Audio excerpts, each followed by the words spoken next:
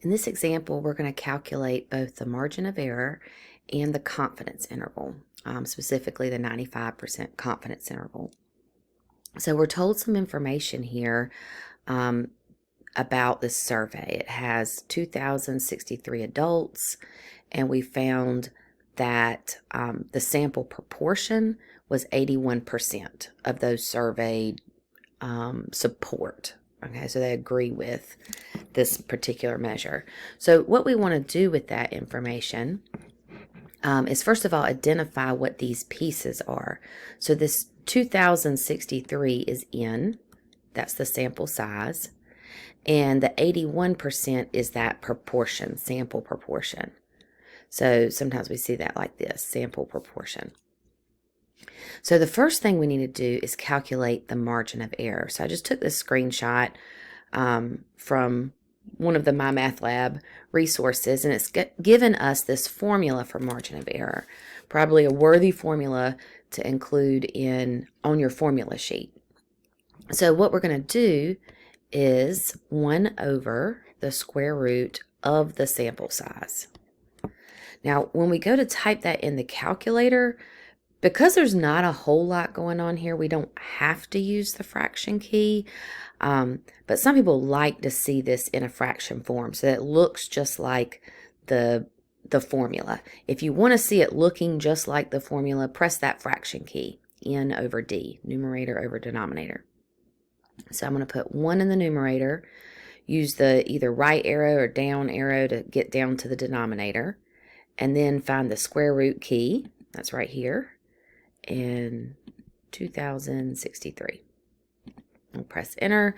Now that is a percent but written in a decimal form. So it's true that this is, oops, get back to my pen.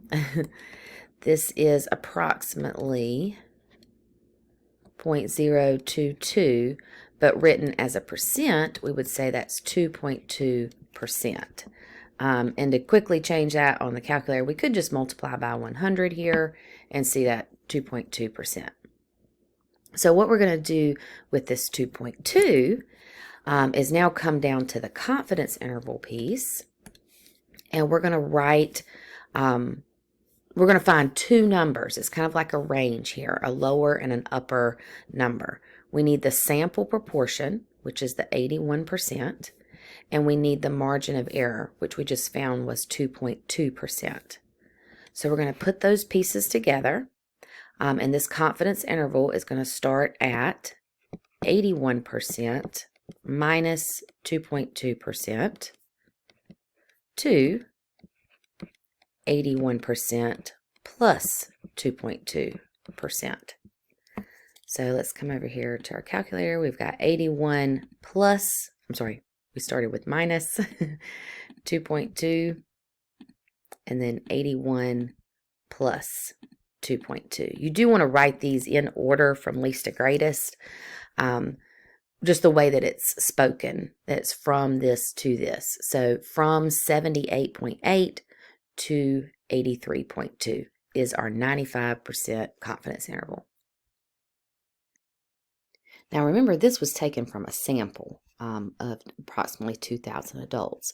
So what this confidence interval now says is that we can be 95% confident that the true population of everybody, proportion of adults who favor background checks for private and gun show sales is between 78.8 to 83.2%. We are 95% confident that the population falls between those two values.